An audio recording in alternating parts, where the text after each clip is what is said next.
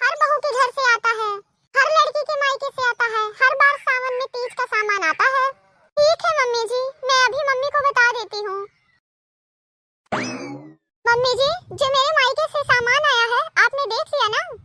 देख लो एक बार, कोई कमी तो नहीं है? हाँ बहू, मैंने देख लिया, कोई कमी नहीं है। अब दोबारा क्यों पूछने आई है?